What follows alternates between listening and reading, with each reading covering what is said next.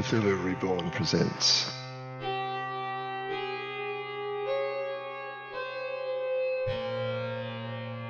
Starlight on the Gutter.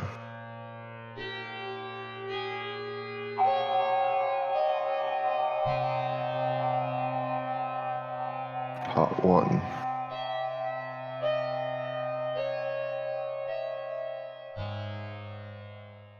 Thanks, guys, for signing up for this playtest of our Victorian version of Cthulhu Eternal. This is actually a scenario that has been kicking around for a long time in various different forms. It's set in the West End of London in January of 1895, which is a very familiar setting from a lot of fiction, a lot of Cthulhu scenarios, like set in similar kinds of timeframes as well. So it should be relatively familiar kind of territory for these sorts of games. In terms of basically keeping track of what we're doing, I guess we'll probably use the Roll20 chat for most stuff. If you want to whisper stuff to me, the /W, feel free to do that, and I'll keep an eye on that in the chat window. In terms of, obviously with game sessions, I always try to make sure that there's any kind of trigger warnings and any player safety kind of stuff is identified up front. I don't think there would be for this scenario too much. It's not anything particularly triggering in it, but if anything comes up that you find that is not, something you feel that comfortable with, just send me a message and we'll obviously deal with it and move the action away from anything. There is a bit of a theme of decadent art and decadent artists of the 1890s, and they were a kind of a slightly bohemian-y kind of type, but I don't think it's really a major, it doesn't necessarily have to be a major theme in the action of the way these things go in terms of the scenario. And similarly, there's probably some characters that'll be, LGBT kind of characters, but that's not really a major theme of the scenario, nor is kind of real world religion necessarily, unless we make it that. But if anything kind of veers into territory that you guys aren't comfortable with, just drop me a message and we'll fix it. I would have dropped into the chat some links to the scripts for the play. This whole scenario revolves very strongly around a play or production of a play in London's West End. So the script for the play is something that we'll be referring to a couple of times. So I've actually got it to you guys in a couple of ways. There's PDFs I've dropped links for on the Discord chat, but there's also, if you go to your journals, hopefully you guys should see that there's stuff that's already in your journals. Yes. Okay, so there's a version of the script that's not marked up in there, just in plain text, if you want to actually go through that rather than a PDF. There is also pictures of the theatre where the production is being put on, or will be put on. So St James Theatre pictures. And what else have I given you? Oh, there's some NPCs that rather than having dozens of pictures that I throw at you, I thought I'd just throw one montage together of some of these NPCs that we may or may not run into. So that's your spotter's guide for the Aesthetes. Okay.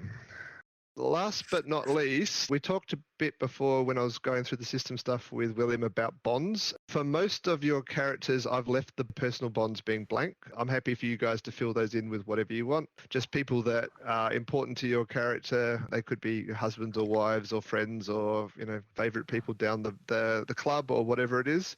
You can fill those in as you go, or you can actually just magic up a bond, leave it blank and magic it up during the game if you want to actually make a character we run into as somebody is important to your character.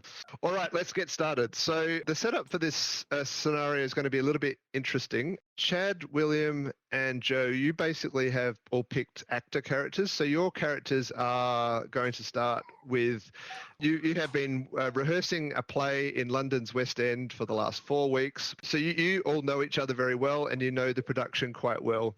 The play is by a notorious, somewhat scurrilous kind of playwright of the day called Oscar Wilde. And we'll come to the importance of that as we go through the scenario.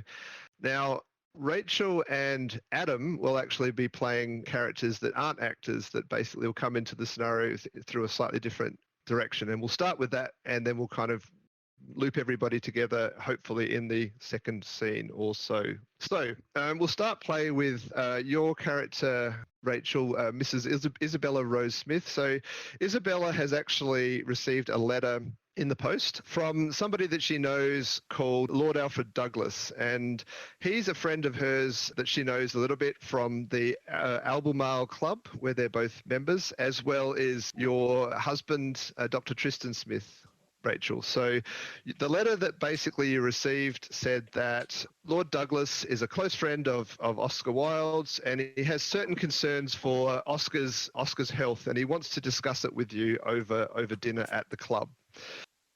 So I'm assuming that you decide to follow up on this letter. Of course, anything for Lord Douglas. Okay. The letter also actually contained a couple of tickets to an upcoming play, which is actually the premiere of a play called Salomé, which is a new Oscar Wilde play that's premiering this Saturday night. The letter that you received says that basically Lord Douglas wants to have dinner with you on Wednesday night. So you arrive at the club. The club is actually one thing I can do. This scenario doesn't have loads and loads of maps and locations in it. So what I can do, though, I have actually, let us drag over to here. On Roll20, I've actually put it together. Here's a map of, when it comes up, a map of London, or 1890s London, just to give us a bit of a sense for where everything is. So if you can scroll down towards the bottom left of that map, you'll see there's a giant purple circle down the bottom left, which is where Buckingham Palace is. That's it. The yellow circle that's a little bit to the, that one is upper right, is actually where the St. James Theatre is, which is on St. James Square. And the green circle, which is just around the corner from that, is where the Albemarle Club is. Mrs. Isabella Smith arrives at this club. The club is actually an interesting one because unlike most clubs of the day, it's sort of inhabited by a more bohemian set than most, and it's rather unusual because it actually allows both women and men to be members of the same club, which is rather progressive for the time. So Rose, I assume you go into the waiting room outside the dining. Oh yes, and okay. I look around for, where's Lord Douglas? You know Lord Douglas a little bit, slightly, from previous times at the club. Maybe you can explain a bit about your character and what your background is, and how do you know Oscar Wilde? Well, my husband is a doctor, and we're here at the Albemarle Club, and well, in my past, well, I'm not sure if I'm supposed to speak about it, but I may have had a more colorful childhood than most, and grew up a little rough, and actually, my lovely husband saved my life when some friends shot me. Yes, I am. Okay, and, so how have you crossed paths with Oscar? Well, you know, he has many habits, and sometimes he stops in to see my husband about certain prescriptions. Okay. And then also sometimes he needs a contact that I might have. Sounds like an excellent, good background story as to how you would have crossed paths with Oscar Wilde. So, as I said, you know Oscar from those encounters. You know Lord Douglas slightly. You know he's sort of in this circle of people that hangs around Oscar Wilde. He's not in the room at the moment, but you actually are joined by another man who actually seems to be waiting around for somebody to arrive. And he leans over to you and says, "Oh, Lady Isabella, I don't think we've met, but my name is Father Wayne," and you can see he's dressed in the traditional outfit of an Anglican minister. So yes, Father George Wayne at your service, lady. So has Isabella brought her husband with her, or has she just come to the club alone? I think Tristan would be with me. Okay. Okay. So you all shake hands and exchange pleasantries. After the introductions have been made, you're waiting, and Lord Douglas hasn't arrived just yet. The club is very, very, very well appointed. It's a traditional kind of old gentleman's club type of setup. Well, it's not completely gentleman. Very, very luxurious wallpaper, striped red wallpaper, lots of overstuffed leather chairs, men smoking cigars in the corner, for example, that type of very, very luxurious environment. One of the servants of the club comes over and taps Father George on the sleeve and actually says, and just whispers something in his ear. And the father leans over to you and says, sorry, Dr. Smith and Mrs. Rose Smith, but I was also, as you are here to talk to Lord Douglas, I was also summoned by a letter from Lord Douglas, but alas, I must away. There's one of my parishioners has had a emergency of a spiritual nature that I must away to look after. Just for your reference, by the way, Father George Wayne will be Adam's character if we can get him looped in later on. So that's just my way of kind of introducing him to the action. So shortly after Father Wayne retires, a very young Aesthete man who you recognise as Lord Douglas turns up, or rather, you receive a summons from one of the servants that Lord Douglas is waiting for you in the dining hall. Shall we? We shall. So, Lord Douglas is actually quite young. He's only in his sort of late 20s, and very sort of that classic, I don't know how you would describe it, sort of Aesthete, young product of the British public school system, I guess you would say, and of minor nobility. He said, thank you so much, Mrs. Rose Smith and Dr. Smith.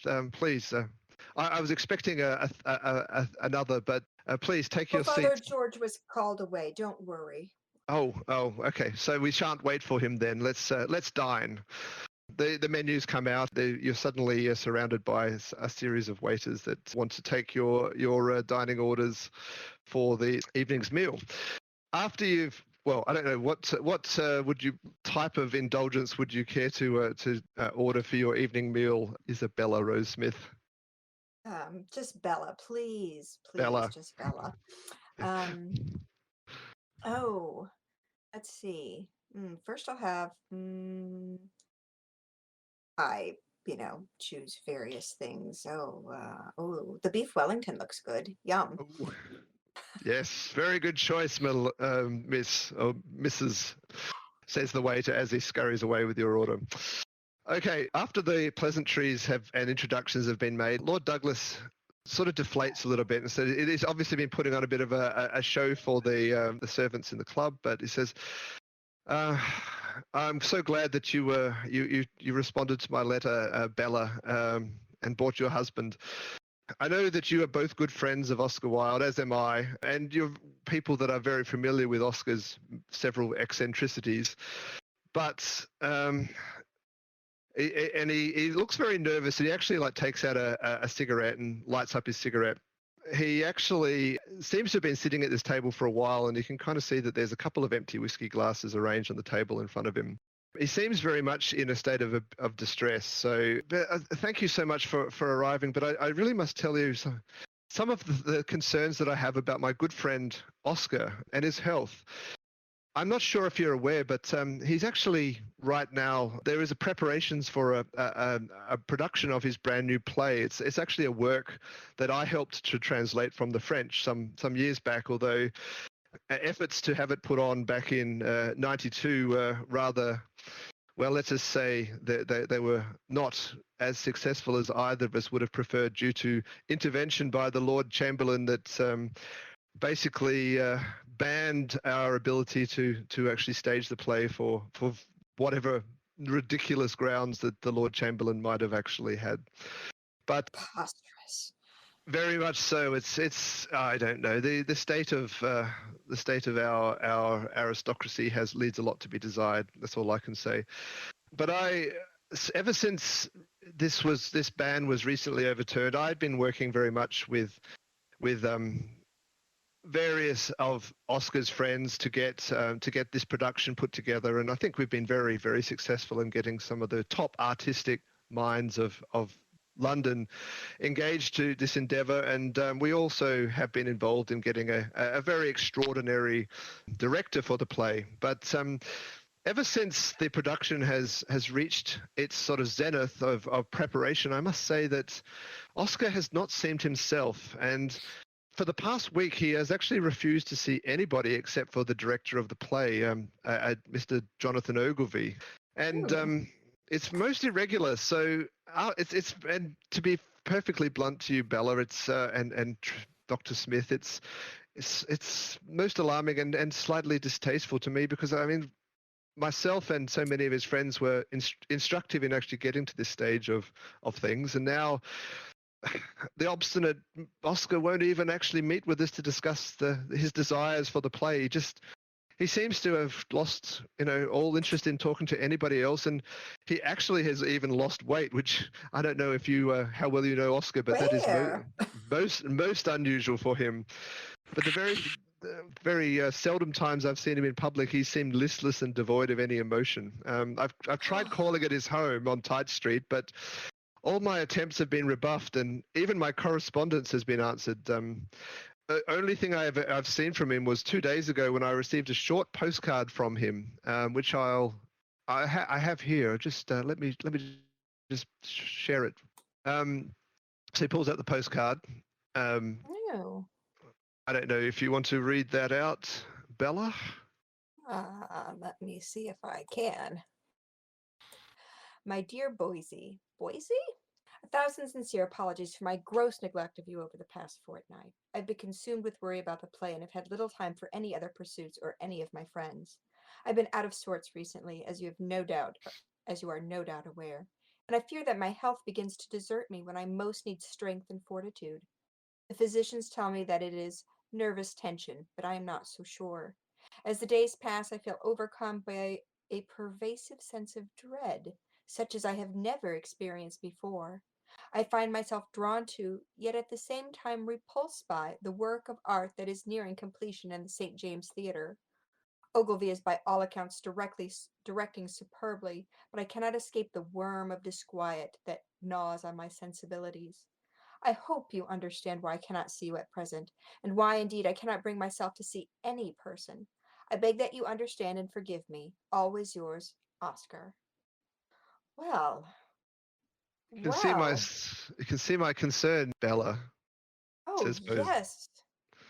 Well, I can tell also, as maybe you can, from the tone and the manner of the letter, it feels to me as though my good friend Oscar is suffering greatly from some form of mental anguish, and I'm at my wits' ends. I must confess, Bella. I'm just hoping that perhaps that you may be able to, or your husband, or both of you may be able to talk to Oscar, and maybe he will respond favorably to you, where he will not talk to me. And perhaps you can understand and perhaps remedy whatever malady has struck him. We will do our best, I assure you. Oh. So there are a few ways that I can assist you in this, even though I cannot directly try to speak to Oscar, as he's obviously not interested in talking to me. But what I can do is I've arranged for you to have some tickets to the opening night of his play this Saturday night. Yes. So I've given you a couple of tickets. The other thing that might be of interest. Well, I believe that Oscar has a habit of dropping sometimes into the St. James late on this mornings to see how preparations are going. In fact, it's the only time I've seen him leave his home at all in the last few weeks. Also, a possible way that you may be able to either inveigle yourself with Oscar, or at least some of the friends of his that are actually engaged in this endeavor.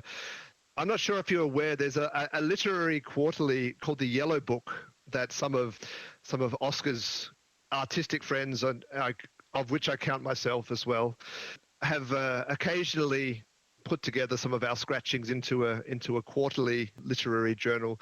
The latest edition of this is just about to be released, and there's a party being held on Friday night in honor of both the new issue of the Yellow Book, and also to celebrate the opening of Salomé the next night. So I'm sure Oscar will be at that. I mean, he's never one to miss a party that's thrown in his honor, for heaven's sake.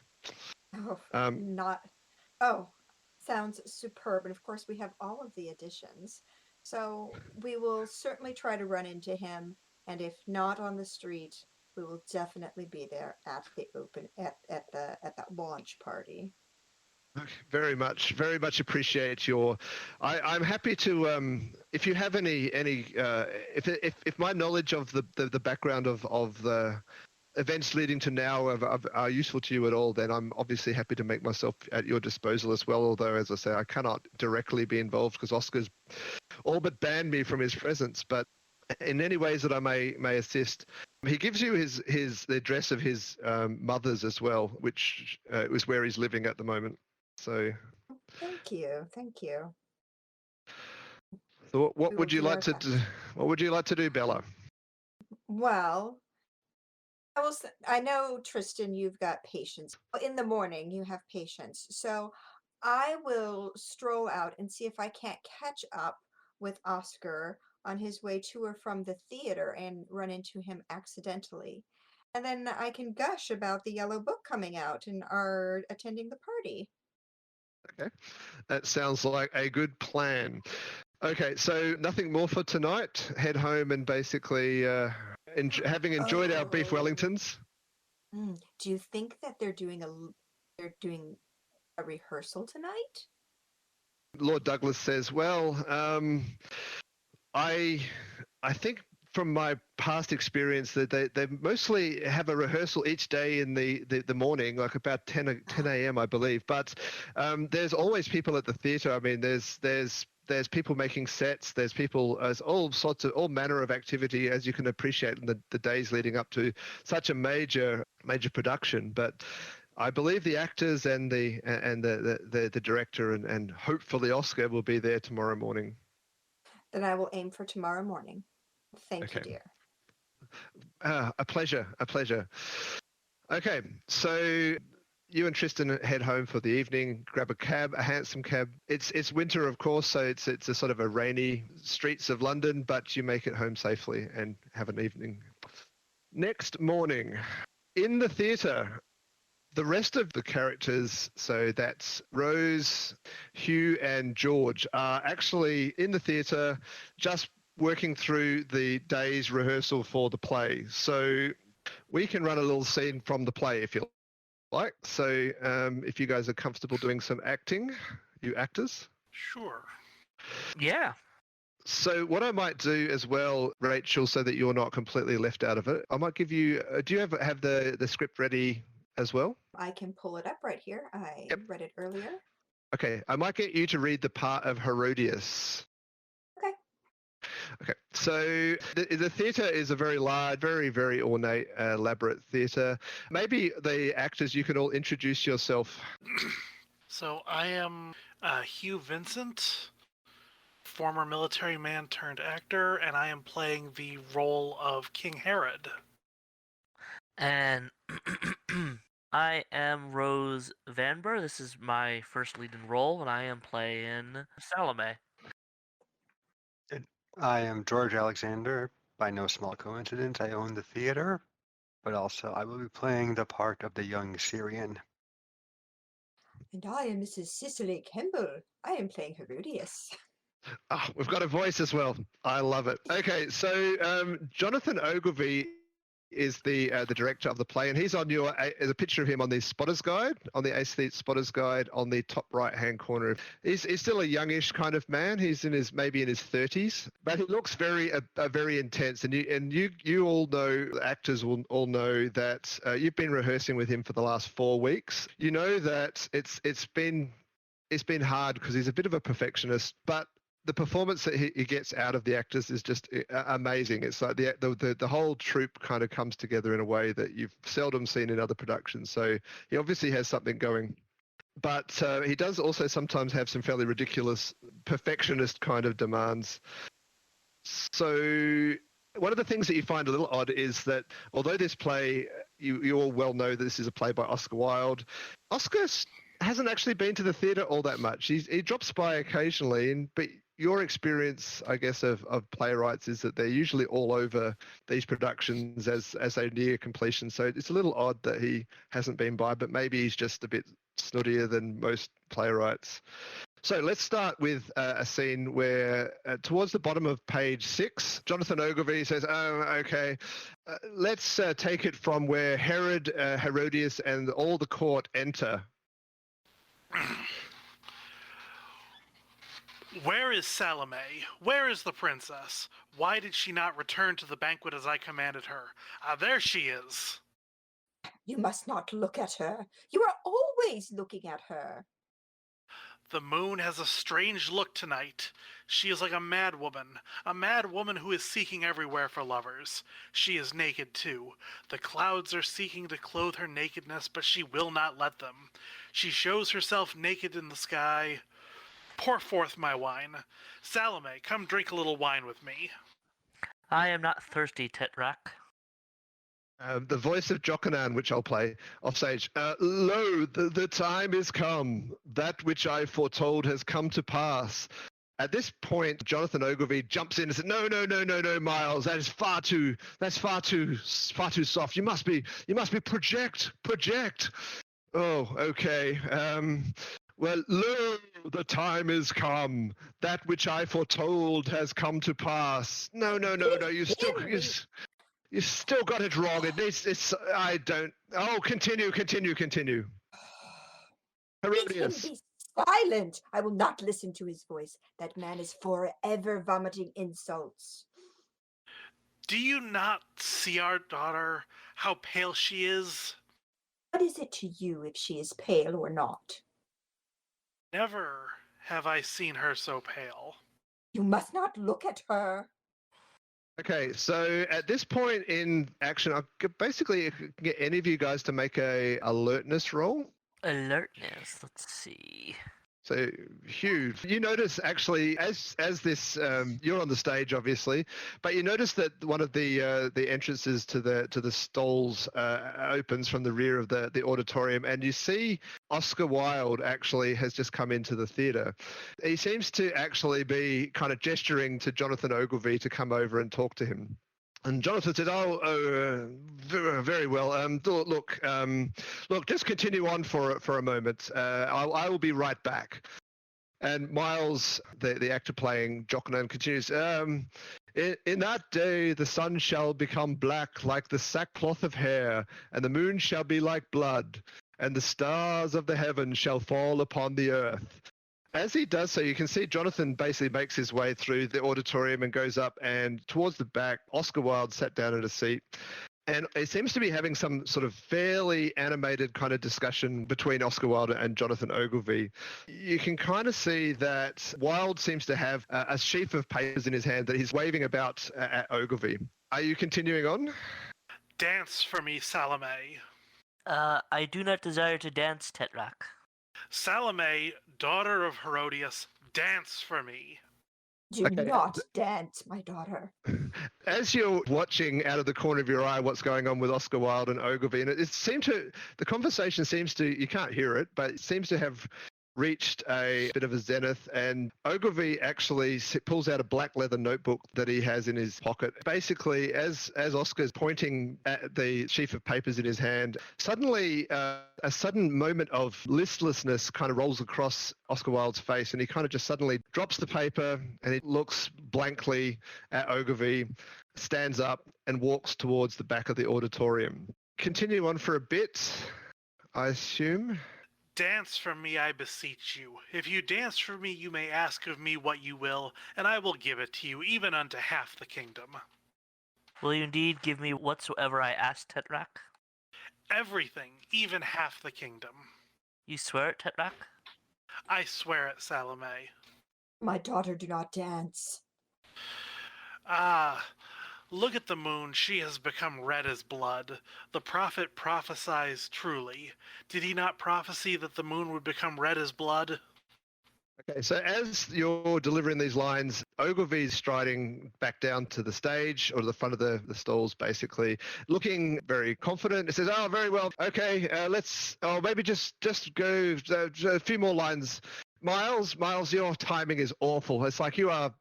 I don't know how you managed to make it into this production.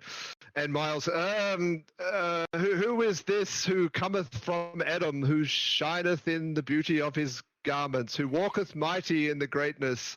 Why is thy raiment stained with scarlet? Let us go within. The voice of that man maddens me. I will not go in until she has danced. Salome dance for me. I am ready, Tetrak.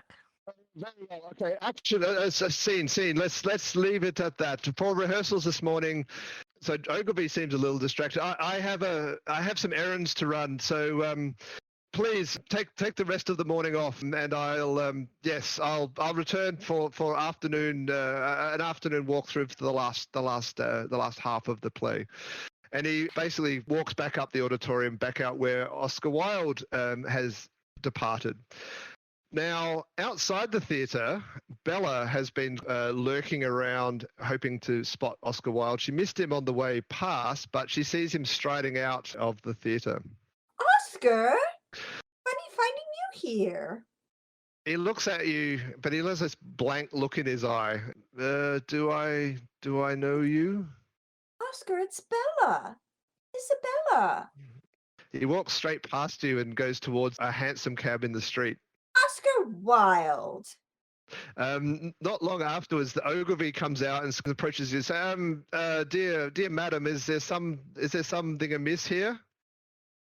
Yes, Oscar just strode right past me, like he didn't know who I was. Oh, he's a very, very busy. You understand his play is just reaching an important. Look, I also must depart. Oscar's cab's actually left now. You can hear the sounds of the horses' hoofs and the carriage on the street as it departs. Look, I'm not sure. Who are you, good lady? I'm Isabella Rose Smith. Oh, glad to make your acquaintance. I'm Mr. Jonathan Ogilvy, theatre director. But Yes. I have some urgent business I must attend to. So, yes. Good day to you. Okay, good day. Oh, maybe you could actually. Could you do me a small favor, Mrs. Rose Smith? I have these. I forgot to give the actors in the play that I'm directing. They're just in there in the theatre. I meant to give them these as these invitations to a party that is being held on Friday night. Oh, for the Yellow Book, yes. Yes, that's the very one. Well, I have this stack. The publishers gave me these, so please, maybe you could go in and give these to the actors for me. I must. There's a very urgent thing I need to look after. Very well. Anything for the play. Okay. Well, he gives you a handful of invitations. The invitations, by the way, I can give you guys, all of you. Let me put it in your journals. That should have turned up in your journals, but I'll show it to you as well. It's lovely. Yes. Yes. So it reads, you are cordially invited to attend a grand soiree to celebrate the latest issue of the Yellow Book on Friday next. Gather outside the Strand Union Workhouse promptly at 6 o'clock. A workhouse. Troll. I take them and go into the theater so that I can distribute them. Okay, so inside the theatre, the actors are still on the stage. So you can see there's the four main actors, the actors that have been running through the scene. They're all just sort of still standing around, looking a little bit bemused. Hello? They do definitely look up when you come in, Bella. Oh, hello. I have some invitations for you all from Mr. Ogilvy, the director. Excellent. Thank you. Oh, yes. I have tickets for opening night. I'm so excited. Oh yes, it will be an excellent time. I'm quite looking forward to it. I look around at the set. Oh. Yep.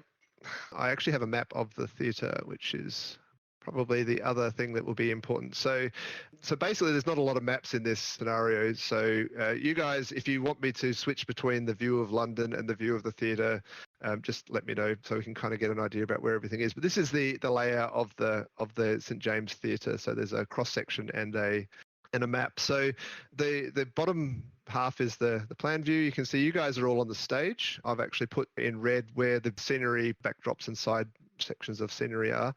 You notice Bella, I guess the actors are all very used to it, but it's quite a remarkable set in the sense that it's literally a work of art. I mean, the actual backdrops, like famous impressionist paintings, scaled up to the size of a backdrop. The side bits of set are these massively elaborate paintings of pillars and other bits of scenery with this gorgeous black and white striped, highly decorative artworks across all of it. It reminds you very much of the so-called decadence and aesthetes works of art. What a beautiful set. I'm almost speechless. Wow.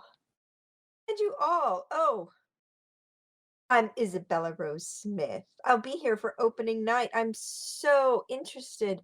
Oh, can you tell me a bit about the play? Oh, yes, it's based off a story from the Bible of Salome dancing for King Herod. Oh, who knows what wicked twist Oscar has put on it. I just saw him outside. He seemed very oh, He does changed, seem rather altered. distracted these days, doesn't he? Yes. Has he been that way often at rehearsal? I haven't seen him very often. He has not often been at rehearsal. How strange. You know how writers are. Yes, but I've known Oscar for quite a while, and he rushed past me like he didn't know me, and he's always been so involved. Did he and Mr. Ogilvy have some kind of disagreement because Ogilvy ran after him? That's odd. Indeed. I do not know. As you're discussing this, you notice that, well, one of the things the actors would all know is that there's a few of the artists for Oscar Wilde's of Oscar Wilde's circle of pretty big circle that have contributed artworks to either the sets or props or whatever. And some of them seem to hang around a bit. So as you're actually having a conversation about this, you notice one of them lurks onto the stage, sort of just looking around at the backdrop and looking around, just listening in intently. It's those of you who actually know, have been around the theatre know it's this painter called Charles Conder, who's actually on the Spotter's Guide as well. He sort of lurking around, just listening interestingly. He's actually obviously just comes up the stairs from the below stage area. Oh, You say Mr. Charles? Con- Is that the one? Charles Conder, yeah, the middle one on the top row I of see the him, okay. Spotter's Guide. Oh, Mr. Conder. Oh, yes. Are we acquainted? I don't believe so. I'm Isabella Rose Smith, but I'm just admiring this incredible backdrop. And I am not yes. surprised at all to see you here. Well, you know, the beauty of art and the art of beauty is a thing truly to behold. It's like my time spent in the colonies has taught me of the great beauty of this world and also of the importance to capture the fleeting glimpses of. Have you seen my beautiful fan that I've contributed? Oh no. Oh, you must. And he goes over to Herodias, who's actually was carrying a prop, and you can see that there's a very unusual looking fan. It's, oh yes, this is my work. This is my medium, my beautiful medium is the fan. It's like, I think you would understand that it truly captures the beauty of something that is inherent and symbolic to us all. Oh. Interesting. Oh. Why, how remarkable. How remarkable indeed. It's like the people on the fan are watching the play, and the people in the play are watching the people holding the actors have the layers. Well, indeed. I truly, you are obviously somebody who is educated enough to understand the beauty of art for art's sake. Well, you do me too much credit. I'm just handing out these invitations to tomorrow's party for the Yellow Buck. Oh yes, I already have one. All of Oscar's friends will be there, I believe, and all of the fine artists. Well, I say fine artists, but obviously, well, some of them are just hacks, I suppose. But look at this. I mean, look at this backdrop. What is this? A symbolist, impressionist crash. It's like. Nah. Not all of the artists are as talented as others, I suppose. We must allow for differences in taste at times. Well, I suppose so. And what part are you playing in all these affairs, Mrs. Rose Smith? Oh, I'm just a friend of Oscar's and ran into him on the street. He's very rude, but I plan to be at tomorrow night's party and was talking to the actors here. I'm so excited about the play. Well, yes, indeed. We'll keep an eye out for the fan. He says, and with a wry smile, and sort of wanders off the side of the stage towards the section where the offices and dressing rooms are. I turn around and blink hard at the actors, like, wow. I'm assuming we're familiar with him, like we've... Yeah, I can tell you a little bit about. Obviously, you've had a bit of time, quite a bit of time working in the theatre. There's actually a few interesting things you've noticed. You notice that there's a couple of these artists that come from time to time. Conda seems to be here quite a bit. He seems to lurk around and obsessing about his fan in particular, but he just sort of wanders around the theatre a lot. Aubrey Beardsley, who's actually a very famous illustrator and actually of black and white ink work, comes by from time to time. He seems to somehow have something to do with the sets, not so much the backdrop, but the sets off to the wings. So he's around a bit, although he seems to mostly kind of just be thick with a few of the set designers. What else is interesting? You know that there was a few others earlier on, like Oscar's friend Arthur Simons, who's the publisher of the Yellow Book, used to be here a bit when things were getting going, although it hasn't been around so much recently. And you also know, just curiously, that there's been a bit of a problem in the last few weeks with things going missing from the theatre. There's sort of just little valuable items and stuff that are sort of... So George, the owner of the theatre, has told everybody that maybe you should just keep all your valuable belongings to yourself and locked away. Yes, he's always like that. Don't mind him too much. But also, just keep an eye on your bag. We've had a problem with thieves in the area, unfortunately. London is getting rough these days. Yes. But you say Oscar hasn't been here much lately. No, and that's the first time we've seen him in a while. Oh. Did he see I'll look at the others like that. Right? That is correct. It's been a while since we've seen him. Yeah, he's not like other playwrights who have to fuss over every little detail. Well, did he seem upset or anything? My husband's his doctor, and it just bothered me. He seemed like he was discussing... Oh, go ahead. Overall, just distant and perhaps even disinterested, but right before you came in, he was rather heatedly discussing something with the director. Yes, I saw him waving some papers around. I don't know if it was a change to the play or a build or what it was. The actor Miles kind of chimes in. He's sort of the guy that's playing Jockerin chimes in and says, "Oh, that's Oscar." It's like he's just trying to. It's just a ploy to gain attention. He's just pretending to be just above it all. These playwrights. Sorry, who said that one? That's the actor that's playing Jockerin says Miles Jamison. He's still sort of hanging around the stage as a... I suppose so. Did you say he dropped the papers when he left, or did he have them?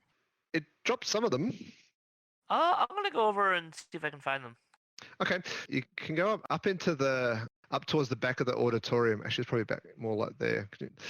So somewhere back there is where they were sitting. So you can head back. So the interesting thing, by the way, is this stage at the auditorium. You can see a photo, a picture of it in the journal. So the auditorium looks like this. So you can see the bottom level is sort of a kind of mostly flat or slightly tiered kind of area with lots of seats. Unusually, well, more old-fashioned than most theatres of this day. It still actually has the orchestra that lives sort of on the same level rather than in an orchestra pit. So they actually have just a little roping the orchestra off from the front of the seating. But apart from that, it's a classical kind of auditorium with tiered sort of stalls in the bottom, and then sort of a dress circle and an upper circle, and there's boxes off to the side as well. Rose makes her way back up to the bottom part of the stalls where Oscar and the director were talking. Can you make me a search roll? You say search? Yep. Okay, no worries. Well, you find that there's a couple of bits of paper that are actually fallen under some of the seats in front, and you can pull them out. Actually, it looks like what the actual papers were that have been left. There's some pages from the script of Salomé which have actually got amendments by a handwriting that you assume is Oscar Wilde's. Mm-hmm. Just basically changing things. Nothing really obvious. Nothing sort of unusual. Just changes to the dialogue. What are the changes exactly? Or what are the notes? Did the notes say? There's nothing sort of specifically.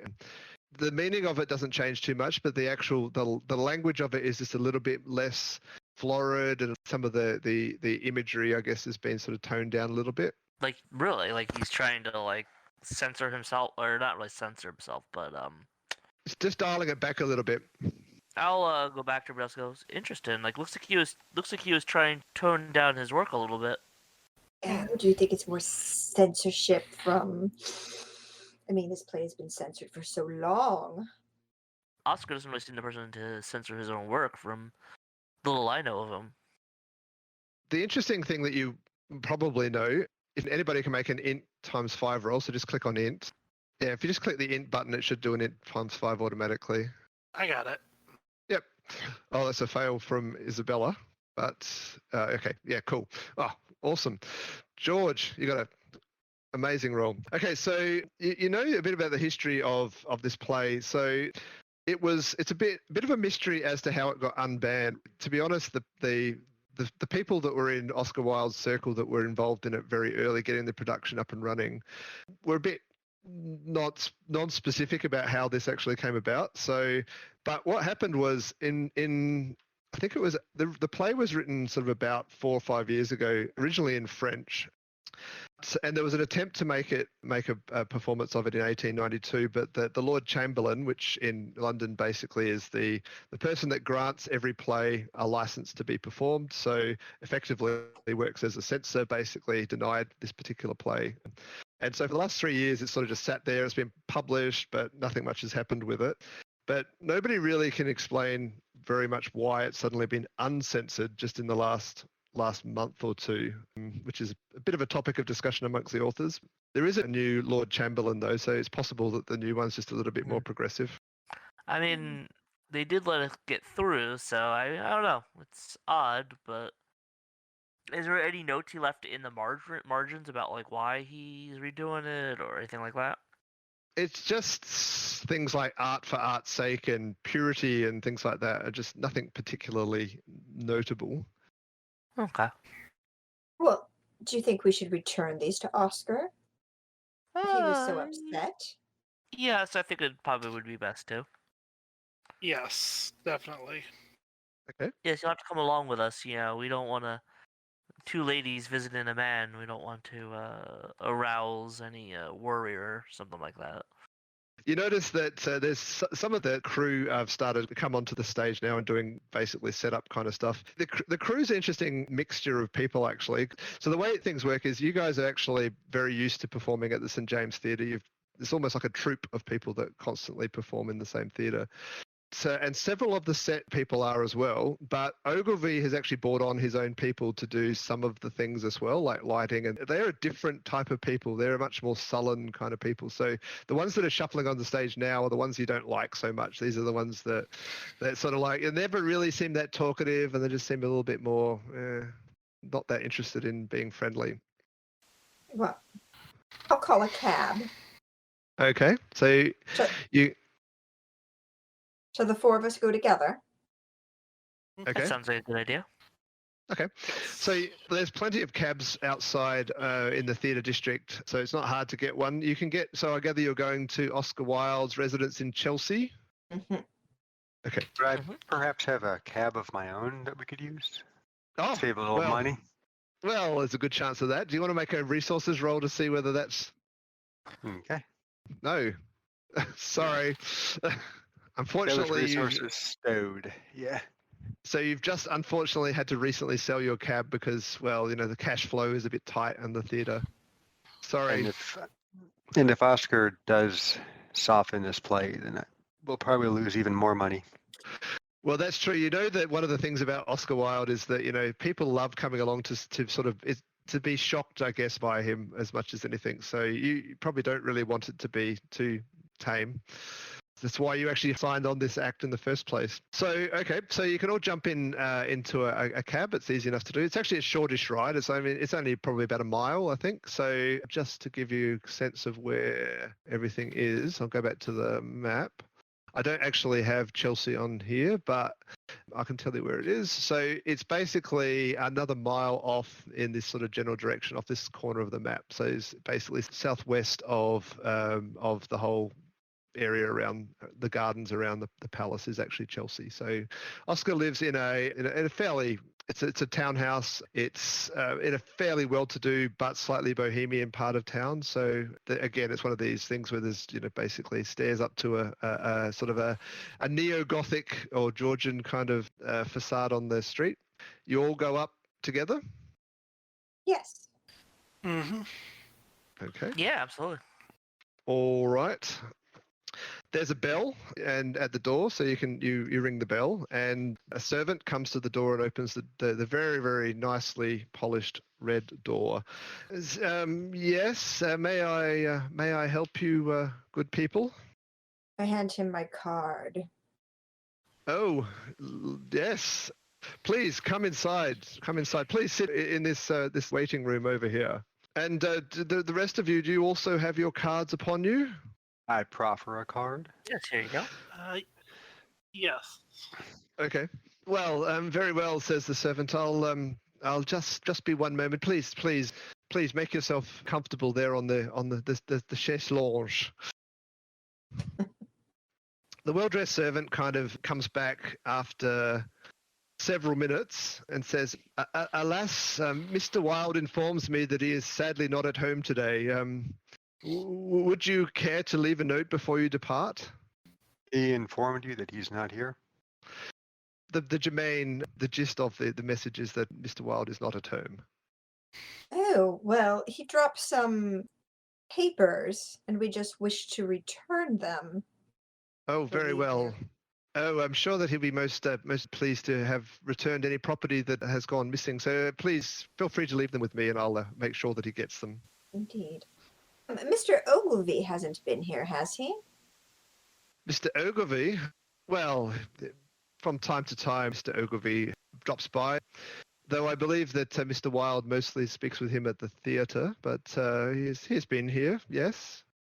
No, I saw him earlier as well, and he had these invitations.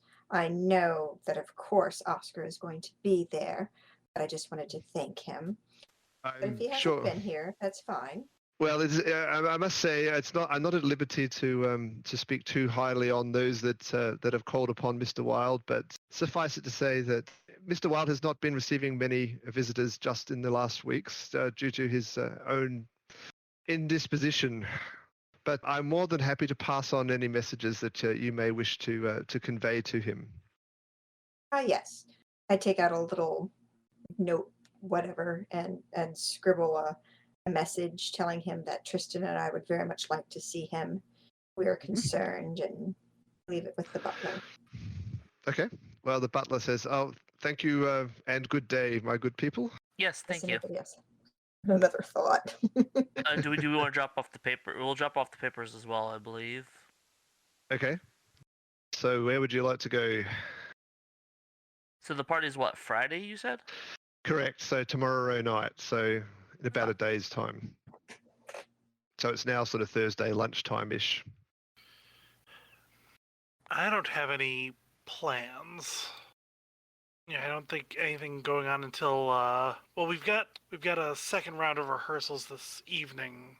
Correct. Correct. Ogilvy is coming back. Yep. Yeah, so you will need to be back at the theatre at some point this afternoon. Look at them. Does Ogilvy usually lunch at his club? Do you know what club it is? Really not at liberty to say, Mrs. Rose Smith. But The I will. director, you mean? But the butler does say, "Oh well," but I do know that. I can say the Albemarle Club, where Mr. Wilde is a most prominent member, is occasionally the venue of their meetings. If that has any relevance to any matters. Thank you. I turn to the actors. I happen to be a member at the Albemarle Club. Would you like to be my guest for lunch? Sounds lovely. Indeed. Okay. Bella would know, as everybody else would, in 1890s society, most actors are sort of seen as slightly grubby and middle class people. But the Albemarle Club is very enlightened by the standards of the day. So I'm sure that will be no problem. It was Bella. so bohemian. And Mr. Alexander actually owns the theater. But that's right. So he's a step up from the scruffy middle class of actors that. Or most perception of actors anyway. All right, well, so you can head around to the Albemarle Club, so that's up here again. So you can sign them in, Bella, and you can head up to the dining hall. You don't see Ogilvy there, but you do see the actors see some other people there that are actually some of the other artists that have been hanging around the theatre as part of the setup of the play. So you can sort of overhear there's some kind of fairly boisterous kind of conversations going on. It's about, oh, it's going to be a marvellous surprise. I can't wait to see the look on their faces, says Aubrey Beardsley, the famous illustrator and occasional guy that's been hanging around the theatre. Arthur Symons, who's one of the Yellow Book people, sort of at a table a couple over, having a good wheeze over a cigar and some whiskey. In the meantime, I guess you guys all order your beef Wellingtons? Yeah, absolutely. That'd be awesome. So do you guys want to make an alertness roll to see whether you can overhear some of this conversation? Oh, what do we got? So Rose and Hugh, you actually have pretty and Bella. So most of you actually have pretty good hearing. It's actually it's quite a quiet room, so it's pretty easy to hear what's going on. So Beardsley and Arthur Symons seem to be having a bit of a conspiratorial kind of chat about things, and the preparations of the play seem to be part of it. But it's lots of just artists talking about how the importance of symbolism in art is the actual highlight of man's striving for a better world and that kind of stuff.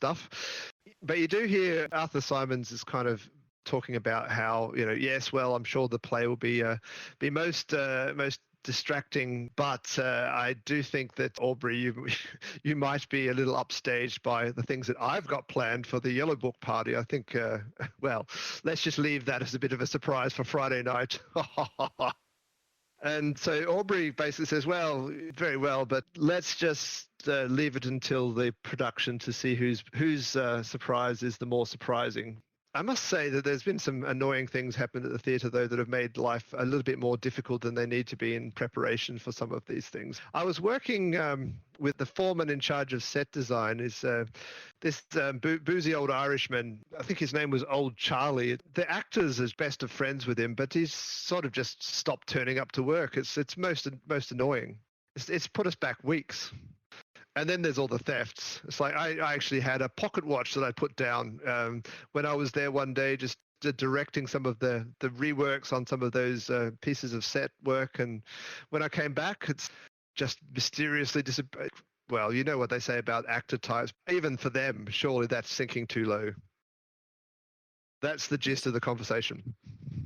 I look at them all. I'm just like, you yourself mentioned that things have gone missing. Seems like you are being blamed. Of course. Oh, it's And do definitely you know this not me. George person? I don't believe so. Or which person was that? The person who's disappeared. Oh, Charlie. Charlie, I'm sorry. So Arthur Simons has launched into a thing saying he actually thinks that maybe Salomé as a play is really not Oscar's work after all. It's he thinks maybe it's more just Oscar's taken a pastiche of a whole bunch of French symbolist poets and smashed it all together in a true Oscar style, and got that idiot Bosie to actually translate it poorly into the English for him. That's about the sum total of all you get from listening into the conversation, though, unfortunately. Unless you want to go over and have a chat to them. I mean, I wouldn't want to make a issue inside the club. Right. Well, after our pleasant lunch, I guess it's getting towards the time actors are expected back at the theatre. So I guess you head back? Yeah. Okay. As you're waiting for a cab to go back to the theatre, you notice that Arthur Simons and Aubrey Beardsley are also at the same cab rank. And of course, the first cab turns up and they step forward to step past you, if you let them. Oh no. I will use the women's pejorative, and I'm just like, oh, thank you for hailing the cab. Oh, Mr. Beardsley, Mr. Simons.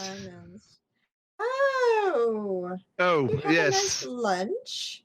Well, yes, somewhat. And I recognise you from the club, but I don't believe we've been introduced. Isabella Rose Smith. My husband is Dr. Tristan Smith.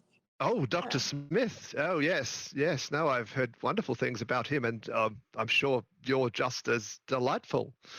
Says Aubrey Beardsley with a wry smile. It's like he has a kind of charisma to him, but he also has a sort of this manner about him that kind of looks like he's constantly being sarcastic, even if he may not be. I'm sure I am, I answered back. Well, yes. Well, you see, my good friend Arthur and I need to make it back from our lunch we have some important work at the Yellow Book offices and the Bodley Head, which we publishes. I'm sure you're a fan. Oh yes, I'm looking forward to the party on Friday night immensely. Oh, you'll be at the party, will you? Oh yes, and so will all of these lovely people. Oh, how delightful, says Beardsley, not very convincingly. Simon says, "Oh, look, Aubrey, it's like he's obviously had a few drinks over lunch. It's like, look, I mean, this typesetting's not going to do itself. It's like you got to sit here and gas bag all day. So we've got some important work to do. You have to get back to the theater." Oh, you're going to the theater, are you? Yes, for Salomé. Oh, you're something to do with that lot, are you? I didn't see you as a theater type. I'm just friends with Oscar. Oh yes, well, as are we all. He winks at you. But sometimes Oscar needs his friends to help him out and actually bring his vision to life. And it's like, I think we all know that the true genius is not just Oscar, but all those around him as well. And Simon just goes, meh. So can we take the cab, my good lady? I would never get in the way of art. Very well. Well, she shall see you at the party. Indeed. And with that, they push past you and get in the cab. None of the cabs are big enough to take all of you, so otherwise it might have been worth suggesting you split a cab, because the offices of the Bodley Head aren't very far from where you are all going anyway. So the publishing house is there, the white dot, by the way. So, okay, so you make it back to the theatre. You see that Ogilvy has returned, and there's actually another one of the artists that lurks around occasionally. is there as well, having a bit of a conversation with him. So there's a young guy called Robert Ross, Robbie Ross, who you know is another one of the people on that Aesthete spotters chart. Seems to be having a conversation with Ogilvy as you come in, a little bit of a heated conversation as well, which seems to diffuse as soon as you enter the room, and he says, oh, well, obviously there's matters for us to discuss at another time, but I despair for Oscar. I really think that there are many mistakes being made here.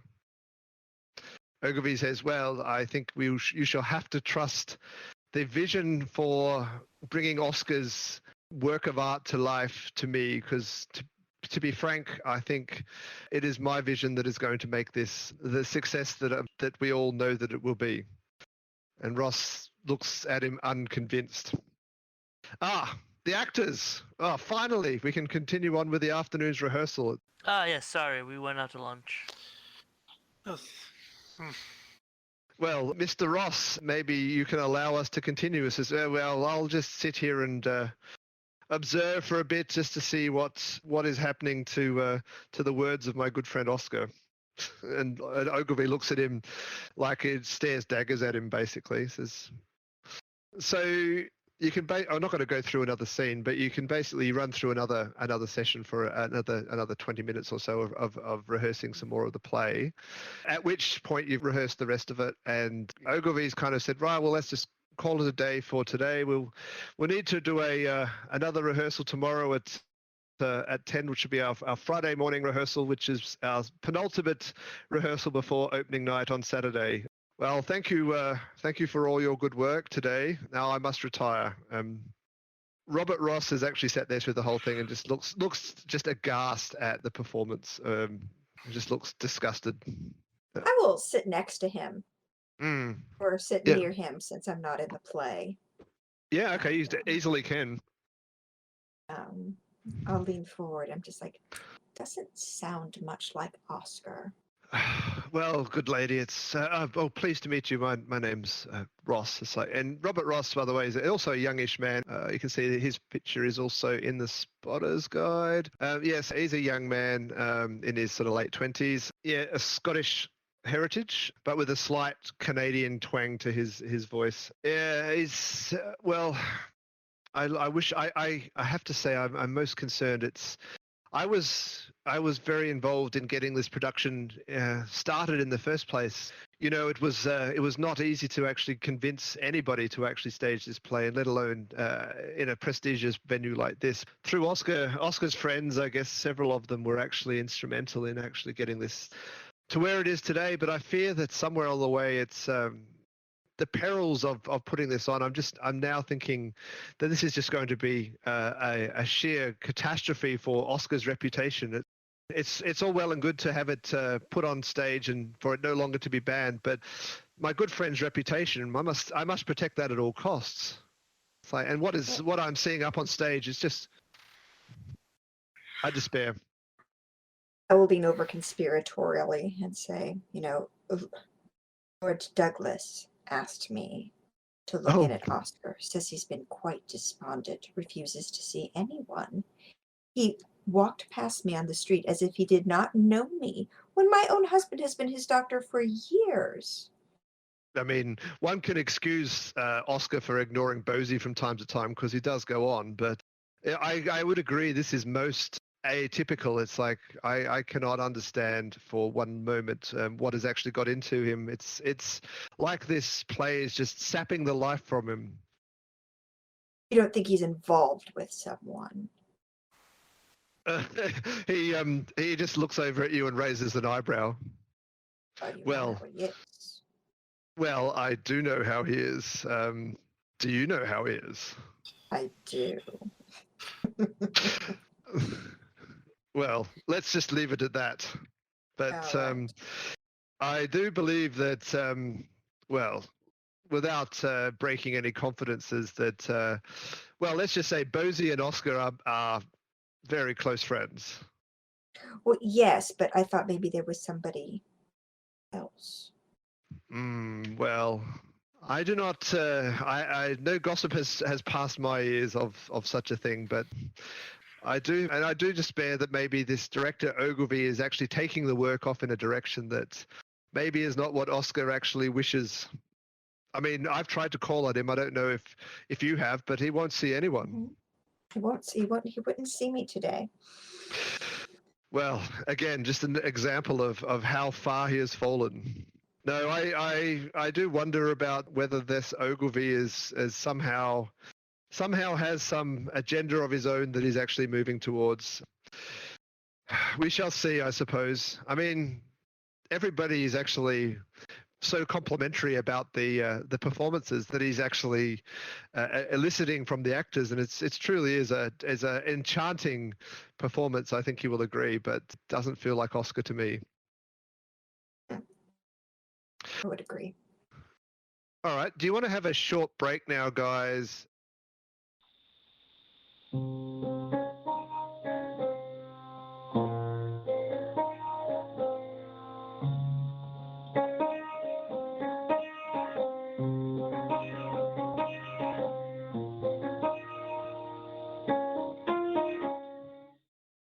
So we left it with the end of the day. You guys finished your rehearsals. Jonathan Ogilvy kind of dismisses you, kind of says, well, now you're no longer needed, so very well. Go home if you want. I have some behind-the-scenes things to do, so I'll leave it to you to come back tomorrow for the Friday rehearsal. And he kind of disappears off to the side of the stage. Okay. We'll start getting our stuff together to head out. George, one thing you would know is that top bit of the floor plan around here, if you can see, there's a few offices and dressing rooms off to the side, which is where all of the actors basically get dressed in a common dressing room there. George's office is one of these front ones. George can pick which one he wants. Ogilvy's seconded an office of his own, which is this one. So he's basically just decided that he's important enough, which directors normally aren't. So he seems to be heading off in that general direction, which is sort of off stage and probably out through here. So he seems to be heading out that way. So you're getting your stuff together. You notice that Charles Conda guy is actually hanging around the back of the set again. Which Aesthete is he? The fan guy. Okay, the painter. Yes. Okay. The weirdo who's interested in his rather gorgeous fan, but does seem very interested in it. You notice he actually wanders down off to the side of the stage, down into this set of stairs, which goes down to the trap room, which is the storage and whatever room that's underneath the stage. Down here? Yep, correct. So that's kind of the way down to the below stage. There's also, by the way, just to explain, so the way that this stage is set up, so these are the wings sets, which are the Aubrey Beardsley kind of painted columns kind of thing. This backdrop is kind of like a weird abstract, what's the best way of describing it? Like a sort of an impressionist landscape of a sort of a desert, slightly abstract desert scene in a Degas kind of look about it.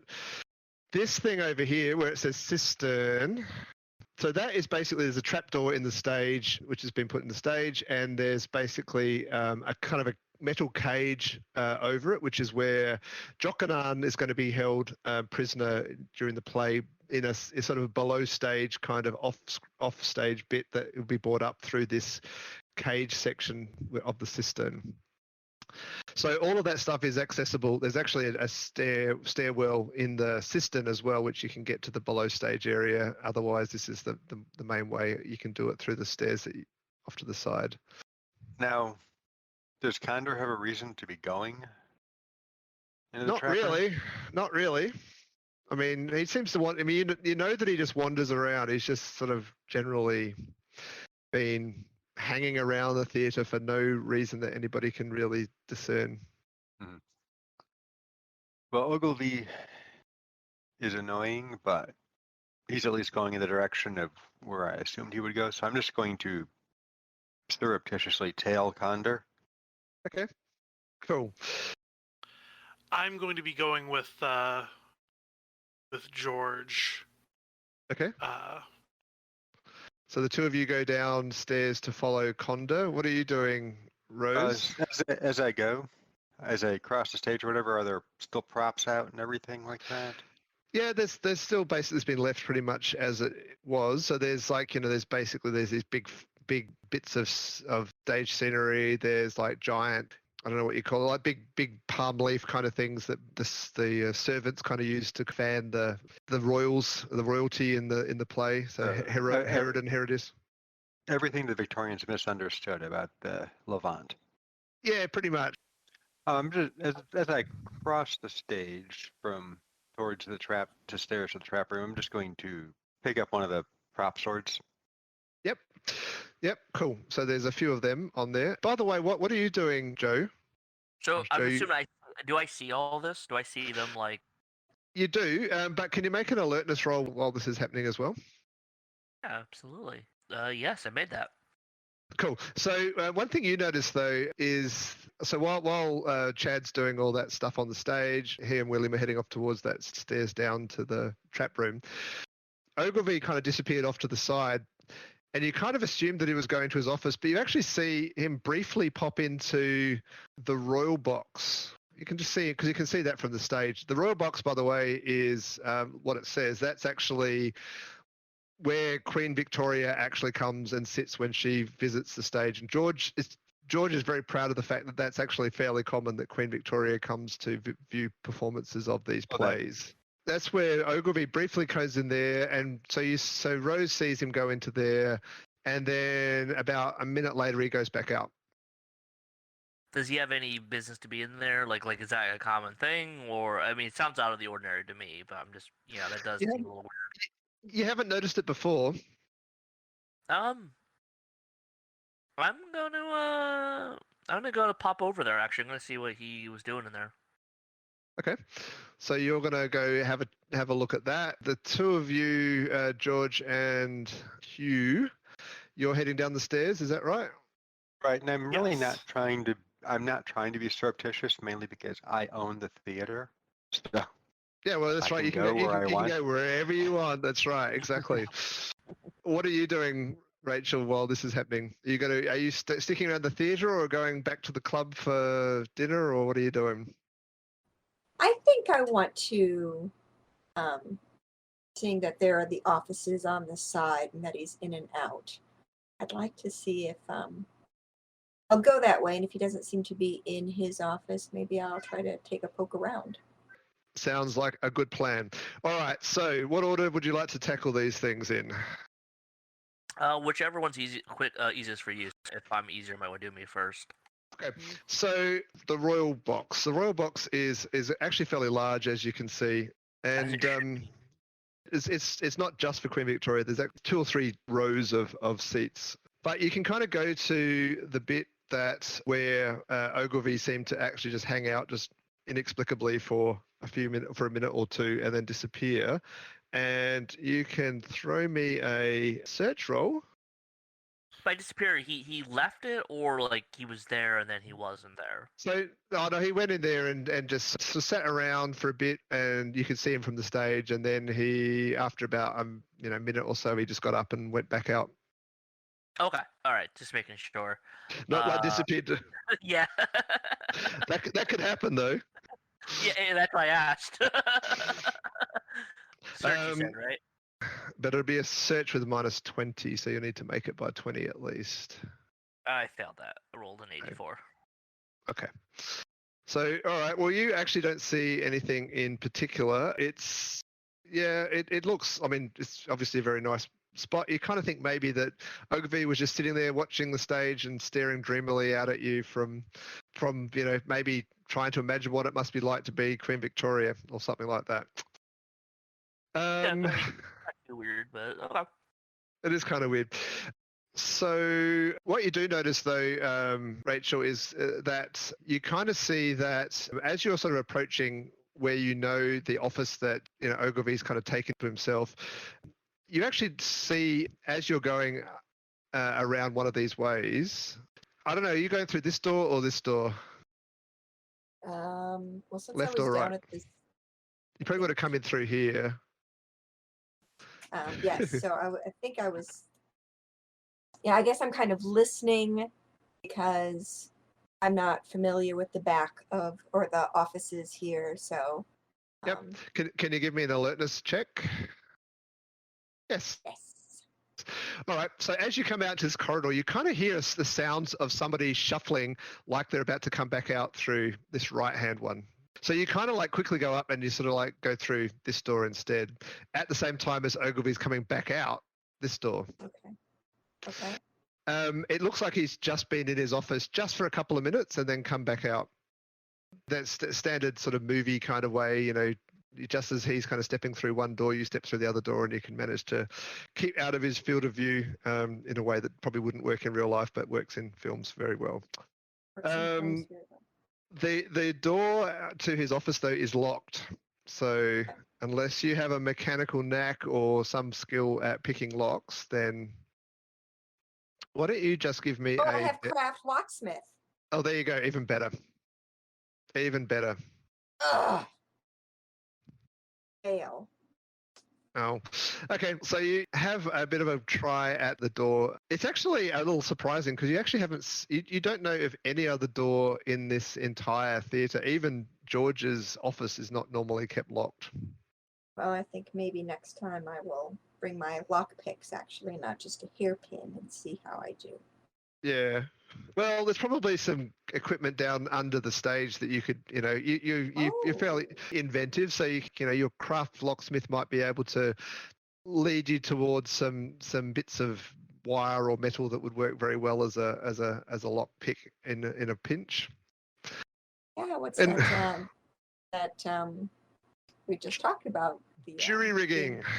Jury rigging. Or alternatively, you could actually try and make your permanent resources aren't too high, but you could try and make a roll against that. It gives you a 30% chance of just having a lockpick at hand if you want to. Sure, I'll give that a try. Just give it a click. Resources just. Where it... Yep.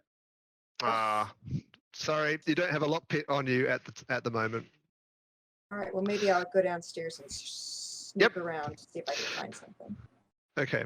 In the meantime, below stage in the trap room, I'll just describe what that's like a little bit.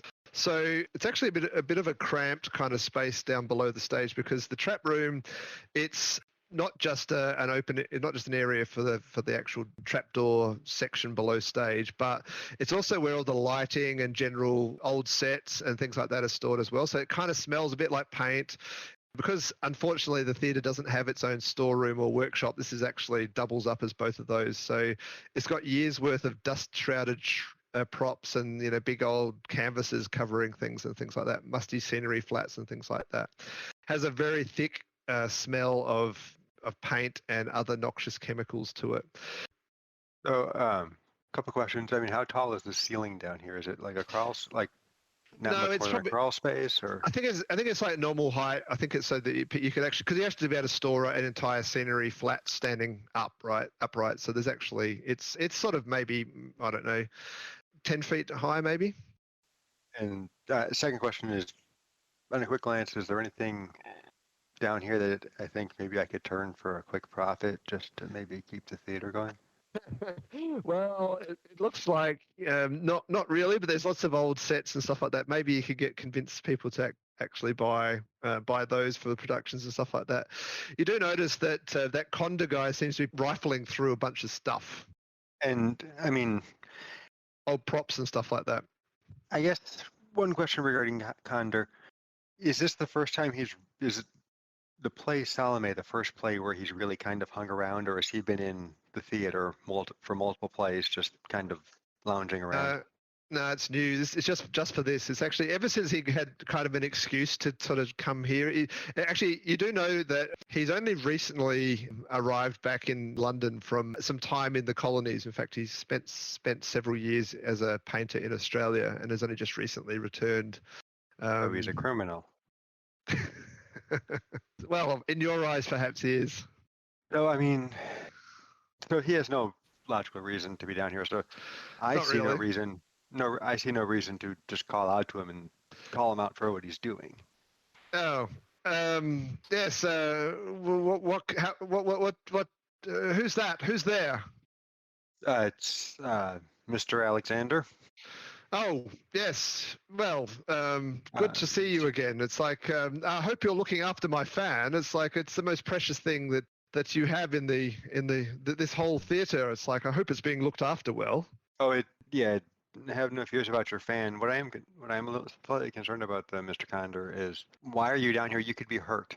Oh, no, well, I just like to, it helps me work to roam around and just look at these, he pulls drop cloth off of an old theatre set.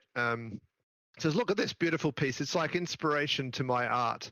You can see the scenery flat that he's actually pulled the cloth off of is kind of like an old painting of a scenery lake district kind of thing. It's basically an old one from an old play. You remember it. It's an idyllic West Country lake scene. And as he pulls it in, you notice a weird thing. If you actually can make a search roll, maybe?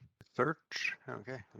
Search or alertness, either, whichever's better. I'm going to guess neither. Oh, actually. There you go. All right. Conder's actually blustering, trying to kind of justify his reason for being here. But over his shoulder, you look at the scenery flat and you absolutely swear that the water in that lake just rippled. And was this the flat that Condor was? Well, it's just kind of pulled the thing off of it saying, just kind of making some statement about, this is like my inspiration to look at these old bits of tat or whatever. You don't know why you picked this one, though. And he has his back to it now, I assume? He does, So yeah. Okay, so he would not have seen that. But I kind of cast a side glance to Mr. Vincent.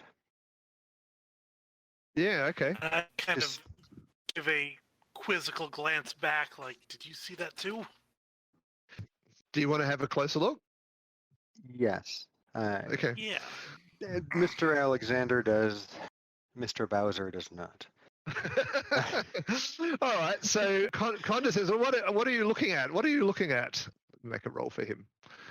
Well, no, is kind of a little bit bemused by the whole thing. However, what you're seeing is actually seems to be quite different to what he's seeing. So the closer you look at this thing, it's different again to what you saw before. It's actually not a pastoral scene from Somerset, which is what you're sure that this was actually used for in a previous play. But what you see actually now is it looks like a lake still, but it's much weirder lake, and there's actually 2 moons in the sky above it. I'm going to ask for a sand check. Yep, so that's a success. You take 1 anyway. Okay, is this edible? Yep, okay, I can change it. And Hugh, you did as well. But you take 1 sand as well. Now, how many plays has Hugh performed while I've owned the theater? I mean, basically what I'm getting at is, could I steer this conversation in such a way where we're like, do you remember what play this is for, Mr. Vincent? Would that be plausible? That Yeah, I would absolutely. ask that, or is this his first play with us? No. He's part of the troupe that's actually been at the theatre for a while. And in fact, if either of you can make an int roll, or int times 5 roll, I'm happy for you to remember the play that was used in. I don't. So I'm legitimately asking. Yeah. Okay. Well, no, he remembers. It was an old, an old dramatic piece from about a year or so ago that you used it for. It was just the backdrop to some sort of little light-hearted, light comedy romance piece that you put on a few years back, or a year or 2 back. But it didn't look like this. It didn't look like it does now. Although it seems like Conda can't see it.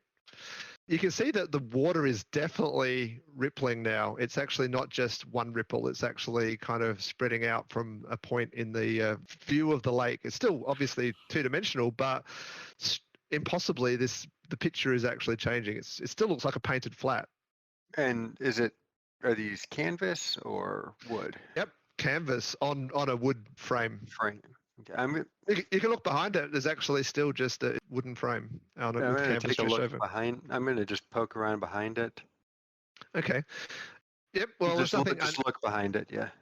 Yep, nothing unusual. But as you're doing that, Hugh actually notices that just a tiny little ripple that's going across the surface of the water. There's actually like a tiny little something seems to stick out of it, and it breaks the surface of the lake. And Of the Conda lake says or of the canvas? the picture of the lake on the canvas. Okay, so it's not like emerging from the canvas. No. Conda is like bemused, looking at you and saying, "You man are just what is it that you on some sort of drunken bender?" Well, Mr. Condor, perhaps you should go upstairs and check on your fan. Well, it's if there's something happening down here, I want to know what it is. It's Now, like, Mr. Condor. well, it's I will not be talked to in that way by a mere actor. I own the theater, Mr. Condor. Very well. You are here at my largesse. Okay, so he takes a quick step out towards the stairwell, but as he turns around to do so, are you still looking at the back, or are you back No, around the I'm side? back around to the front. Okay, something rather extraordinary happens. Out from the surface of the canvas, a tendril or a tentacle or a whip-like thing just shoots out and grabs around Conda's leg. From the canvas. Yep. It's still a 2D canvas, but you can see now there's this entire turmoil of watery kind of moving water. It's almost like there's something below the surface of the lake that's actually kind of issued forth this tentacle or tendril. And it's wrapped itself around Condor. It screams out in horror. I'm going to try and stamp down on this tendril with my... Yep, so Hugh's actually going to try and stomp it. What are you going to do? I am going to attempt to stomp on it as well. Great. Okay. So I'll get you to make some attack rolls in a sec, but you can see that this thing is actually a big, thick ropey tendril. It's a big, rubbery kind of thing. You can tell as you stomp on it. It actually seems quite resilient and thick. Make your rolls though.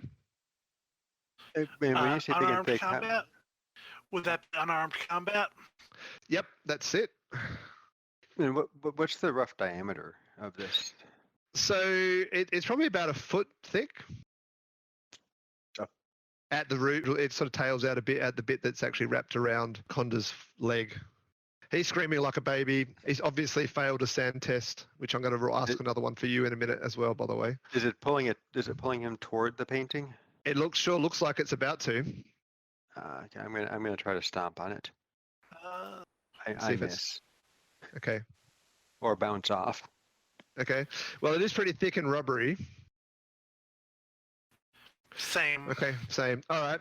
Okay, so this thing, you do notice that it seems remarkably strong. There's actually as you stomp on this thing, it can almost feel like muscles or some sort of thing rippling under the surface of this thing. It's actually seems to have grabbed Conda completely around the leg and is actually pulling him closer. Now, you can also see behind, you actually get a sense that maybe this actually, in the actual lake itself, or the picture of the lake, the roiling surface of the lake seems to have broken a little bit, and there's actually a form that's actually just coming out of the surface of the lake. Are there more tentacles? There seems to be a lot more of this creature, yeah. But it's not just tentacles. It's actually like a rubbery body that's actually just starting to break the surface. It's huge. It's like the size of an elephant. In the meantime, let me just roll for the thing. Okay. Well, it actually pulls Condor a few feet closer to the canvas. At this point, I'm just gonna try to grab Condor and pull him away. Okay. Grab him like under the armpits. Yep, strength roll would do it. It's not my strongest. And can I take the prop sword that Jordan grabbed before we went down? And yep, so melee weapons would be go-to skill for that. So George, so you try and grab onto him. The strong pull of the tentacle seems to actually pull him from your grasp very quickly. You swing with the sword though, and actually do something. But okay, so maybe roll some damage, which should be like 1d6 with the one. sword. 1d6 plus 1. 1d6 is what it's on this character sheet here for the prop sword. Cool. Yeah. Cool. All right. So just do a. Yeah. So 2. 2. All right. Well, it kind of makes a slight dent in the thing, but this thing seems to be so rubbery that the sword, even though it's kind of hit home, it's really not cutting too much into this. In the meantime, though, you notice that. Let me do another roll. Okay. Conda is actually now at the point where his hand is actually gone through the surface of the canvas. He's been pulled so close. He's actually like flailing around, but his hand has actually gone into the canvas and seems to be more of the tendrils from the thing in the picture seem to be wrapping around his hand, which is now a painting of a hand. I'm going to get a sand roll from you guys, by the way, for this. Yeah. That seems reasonable. Okay. So it 1d6 or 1d20. Oh! I failed. It's 1d6 for George and 1d20 for Hugh. That's not so bad. So George's 4. Ow. Okay, so does that take you below your breaking point, Hugh? I believe it does, because my breaking point is 40, and this brings me down to 35. Okay. All right, so you run screaming back up the stairs. You'll reset your breaking point so you basically you have a permanent disorder from this, so some sort of phobia or something. We'll figure it out later. But if you set your new breaking point to be whatever your current SAN is minus your power. So if you're 35 and that's minus whatever your power is, that'll be your new breaking point. Breaking is 25. Yeah, well, so that's bad. You have been seriously shaken. So, George, I'm gathering you didn't hit your breaking point? No, I still have 5 to go. Okay, well, that's okay. So you're keeping it together somewhat, but you are seriously shaken by this turn of events. I watch as Mr. Vincent flees up the stairs and seriously consider joining him, but I have to give another pull to try to free Mr. Give it a go. Yep. So let's see what your Is there anything I can like brace my feet against to try to get more leverage to try to wrest him free? Yeah, there's plenty of things. There are plenty of. It's very clustered down here, so sure. I'll give you a plus 20 on your strength roll for things that you can, use as props to bolster yourself. So with the plus 20, that would do it. But yeah. Okay. So, all right. Well, that brings it up to a success. Let me just make a roll. Make it an opposed strength roll. So, okay. Well, okay. It's probably a bit of a stalemate. So you've actually you realize this thing is really strong though. But it actually held him back for a round. But it really just takes all of your strength just to keep him. He actually feels like Charles Conda's being sort of stretched like on the rack. It sort of feels like for him, I'm sure. Yes, indeed. So in the meantime, Hugh, I guess, has made it to the top of the stairs and screaming and shouting up on the stage about something going on. What are you doing, George? How much of Mr. Condor's in the painting? I mean, it's probably both arms now are actually in there. He's sort of like sort of flailing around, and so he's being dragged in leg first, though. So like. No, arms first. Oh, I thought I grabbed him by the leg. Sorry. Oh, that's true. It did. It dragged him by the leg. Okay, so maybe he's got a leg through and an arm through now as well, because he's kind of like reaching out with his arm, and his arm went through the painting, and then a second tendril went around the arm. So he's sort of kind of in the process of being slowly pulled through this thing. Let me make another attack. Oh, okay. So a third one of these tendrils is actually whipped out from the canvas and is actually ripped around his neck, is actually holding on. And the super strong tentacle is actually ripped around his neck. So there's now 3 holding onto him. He's screaming like a madman. Understandable. But yeah, I don't want to. I mean, I don't think I'm going to be able to pull him out.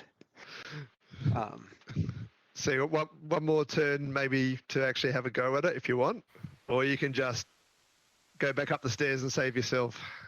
I don't think looking to see if I have a match and lighting the canvas on fire is a good idea, considering we're in a building. Bearing in mind as well, this place already smells like paint fumes. Yeah, and there's all sorts of chemicals, I'm sure. Hmm. Uh, Okay, well, you I'm actually... going to. I'm going to have to let him go Okay, because well, I don't want to get pulled in. you at least have the strength of mind to turn away, while the last of the screaming condor actually just disappears, and a moment you hear a blip, sound of water, basically some wet kind of sound, and then silence, and the lake returns back to its former state of serene, placid water, and then a moment later, it actually resorts back from being its unusual alien-looking lake back to a perfectly ordinary English country scene. So now it's back to the pastoral scene. Correct. About this time, by the way, Isabella actually probably, assuming that she still goes down. What is going on down here? This house is shrieking. Well, Miss Rose Smith. Bella, call me Bella. Okay, Miss Bella. I don't know. What? So Mr. Condor. Mr. what's Condor is gone. Oh, good riddance. He's such a bore. Did you fire He him? was- I think that's an excellent idea. He was pulled into this painting, this set drape, this landscape. I look at the painting. Yes. I look back at Mr. Alexander. I think the paint fumes in here are rather thick, Mr. Alexander. That's entirely possible. Maybe we should go and find Mr. Vincent. What's Hugh doing up above stage? Because he's raced back up the stairs onto the stage as a raving madman. What's happening up there? Soon, once I'm up there and away from the source of my madness, I start to calm down. It's going to take a while to actually completely shake the terror, I guess. In the meantime, though, Joe, you would have seen Hugh race back up onto the stage from where you were poking around in the royal box. So I don't know, that would have been an unusual thing to see. Yeah, I probably would have. Hugh, are you alright? You came right up like the devil's chasing you. Something is very wrong down there. Something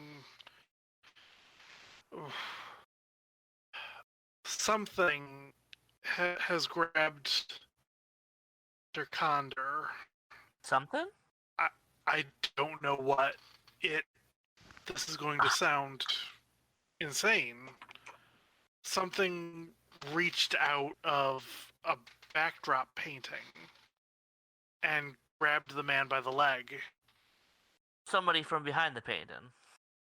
No. You no, man. that is not what I saw. She's gonna sigh. She's brush past him to go downstairs to find what's going on. Interestingly, by the way, while you guys are having that conversation, so Ogilvy, Rachel kind of saw him out in the corridor coming back out of his office. He seems to have done some fussing about at the side of the stage while all the things were going on below. It seemed to be somewhat oblivious to what was going on, and has since then gone down the trapdoor through the stage down into there's another set of stairs under the cistern. So he sort of headed downstairs as well. Maybe interested by what's going on below, but you can't tell. Quick geography question. Yep. Where under the stage is that painting? It was towards the back, somewhere back there. I didn't see that. I know. If you go up to the cross section, not the plan view. It's towards the back and probably off to the side. So let's say it's maybe a bit under there. So quite far back anyway. So there's actually been a sort of an impromptu set of stairs that have been built under the cistern for this particular play. And so you guys standing at the bottom will probably, well, you probably hear the sounds of somebody coming down those set of stairs. There's so many things in the way you won't see who it is. When I say you Sure. guys, it's actually, I think it's only George that's still there, isn't he? Oh no, and but- Bella. Yeah, I put my finger to my lips to ask Bella to be quiet, and then kind of motion towards the noise, and I start to work my way that way. Okay. Well, important question. Do you leave the set flat with the painting of the lake covered or uncovered? I'm not covering it. I think he's full of crazy. I don't think enough time has elapsed for me to cover it. Okay. All right. That's fine.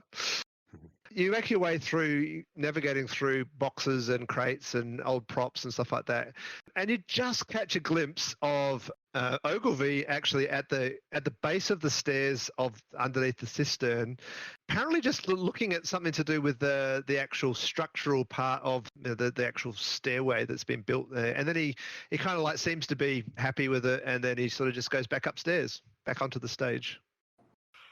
Apparently, he doesn't think he's been observed.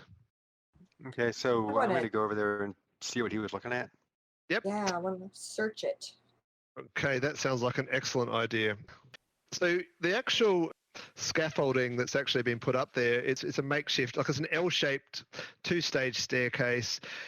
It kind of looks a little bit dangerous, but George, from many years of experience, it's perfectly safe. Apparently, you've not seen my search drill. What was your? Oh wow. Okay. Well. Ooh. Okay. Yeah, can't see anything that unusual about it. Maybe it's a bit, I don't know, dusty. That's about it. It's just a bit weird, but nothing unusual. You don't know why, but it is pretty weird that he would actually just come around and like tap on this thing and have a look at just this one part of the stairway and then just go back up. Wow, you knew he was obsessive, but that's taking it to a whole nother level of just checking the set, to make sure it's all good. All right. Meantime, what's happening up on stage? Oh yeah, that's us. So I was pushing down past him to go check on what's going on downstairs, because I obviously don't believe him. Are you going? Oh, so one thing you spot is actually, can you make a search roll before you do that? Yes. Let's see here. Or alertness. Actually, either would be fine. Should try alertness as well. Alertness, you said? Yep. Okay.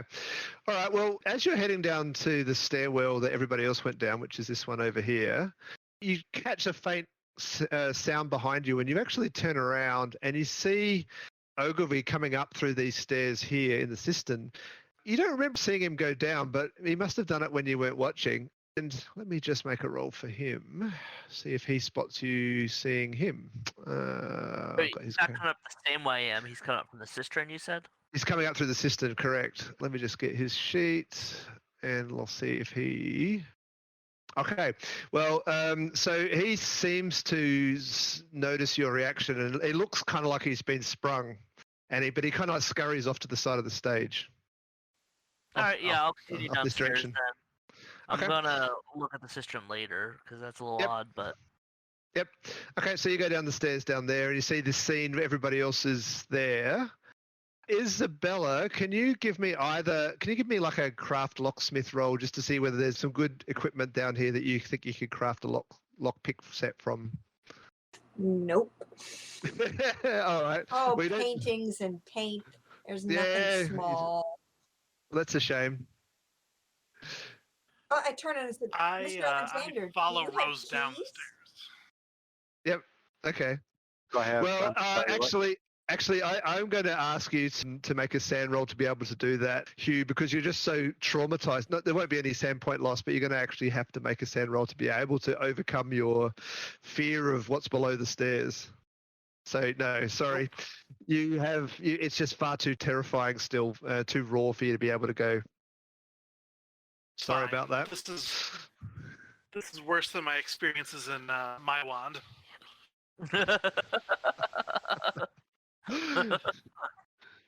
Very good. Yeah, I'm gonna like groan, like, and I was gonna Stomp downstairs.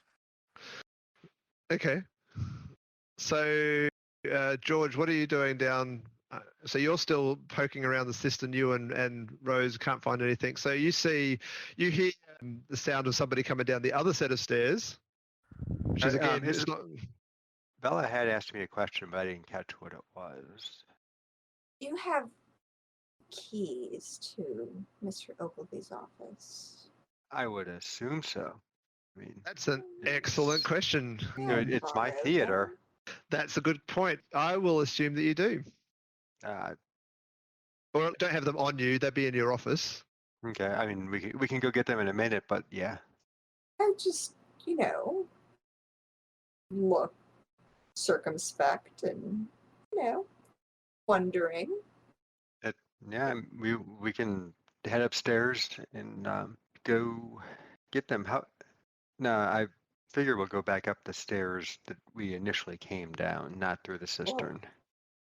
Why not? Let's just go. You think you break them to fall? No, I want to recover that backdrop that Mr. Condor covers so that it doesn't get damaged. By the way, that one is actually now off to the rough general direction that that Jo is actually coming down. So you can kind of hear that she's coming, or somebody's coming down the stairs in that general direction of that uncovered piece of scenery. There's somebody coming. Maybe it's him. Fancy Moses, this trap room has never been this busy. It does get pretty busy. There's lots of tradies down here normally. I'm gonna duck behind something. Okay. Another backdrop or There's crate lots of props. There is so many places to hide down here. It's not even worth making a skill roll to be able to successfully do that. Mm-hmm. What are you doing, Rachel? Since he's hiding, I will too. Okay. Well, again, I won't ask for a roll because it's so easy. There's so many things down here. So Jo, from your perspective, you go down these stairs and the place seems completely deserted. So neither George or Mrs. Rose Smith actually are anywhere to be seen after that wild tale from Hugh. You can only assume that maybe something has befallen them as well. Hello? I assume you recognize You would? Yep. Miss Vanber's voice. So yeah, I will emerge at that point. Oh, startled me a little bit.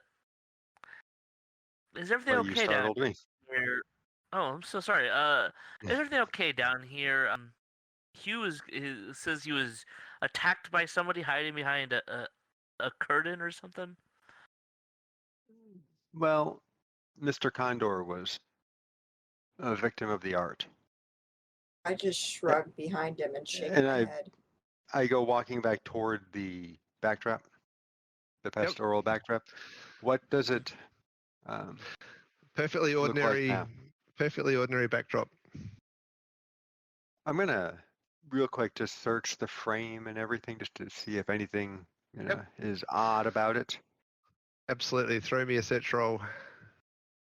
Oh, amazing. You give it the best once over you've ever seen, apart from the fact that the actual canvas is stretched over it, is starting to pull away in one corner. Nothing unusual about it at all. Okay.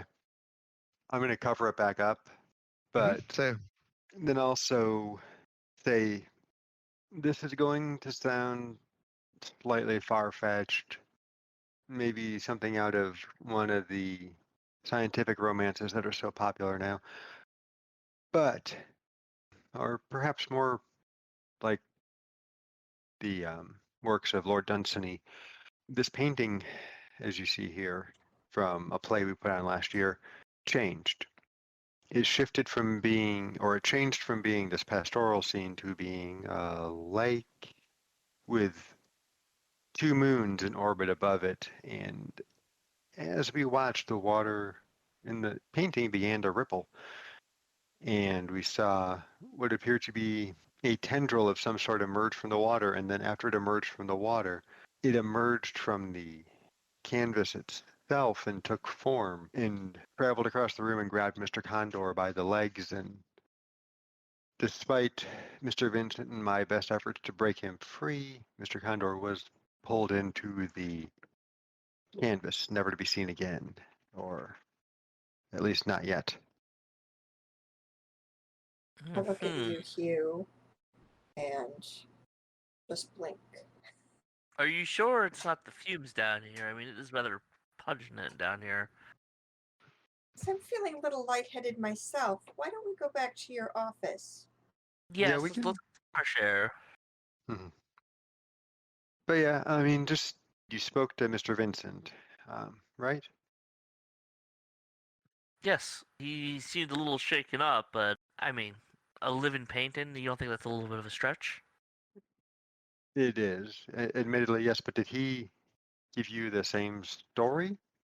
Obviously, I'm down here, Uh, he's up there. much, much shorter. He seems a little pretty shaken up. Well, he did expeditiously withdraw from the trap room. Let's get some fresh air.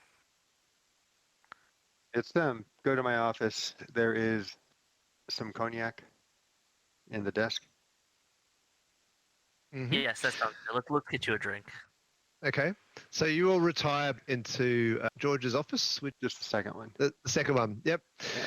Yes, and there is a decanter of cognac and also those keys that you were talking about. That's the one. So yes, I there's hand no my keys over to Bella. Yep, there's no sign of Ogilvy anywhere now. By the way, you haven't actually spotted him anywhere since you came back up. And Hugh, who didn't spot where he went, so seems to be gone. But you can head back to the office, and it's easy to unlock the door. Inside the office it's kind of remarkably well ordered and neatly organized. It's almost obsessively well organized. Like everything is kind of like neatly lined up. All the pens and all the bits of paper and whatever he's got in there. It looks like no clutter at all. Walls are quite bare. Chairs, furniture, even the pens and the drawers and stuff like that is all carefully arranged to be square. The only thing, well, maybe you can throw me a search. Search? Yep, well, that's good enough. All right. The only thing you find of interest in this, well, there's two things you find that are interesting. One is in the bottom of some drawers, there's a couple of books in classical Latin. It's like the works of Horace or poetical works or something like that. And the other one is there's an office table in the middle of it with like a tablecloth over it. When you look under the tablecloth, there seems to be a large, heavy metal box underneath the table. Unfortunately, it is actually secured by a very, very chunky-looking padlock. So this would definitely be another locksmith or mechanical knack roll to bypass that. And none of the keys that George has got actually work for that. Oh, come on. That's a bit sad. I mean, what type of metal is it? Just sort of just a steel padlock. I mean, the box. Oh, it's just it's nothing unusual. It's like a strong box kind of thing. Like I was just wondering if we could use one of the prop swords to basically pry the lock off and not worry about. Yeah, it might be a bit hard to do that. That would be quite a serious strength roll to actually break it that way. Gotta lever it off. Look through the desk to see if there's a key for it in there, or maybe a pen that I can use as a. No, there isn't. But I will give you another chance against your resources thing to actually find something cool there that might be a good lockpick. All right. Well, it'll have to stay a mystery for now.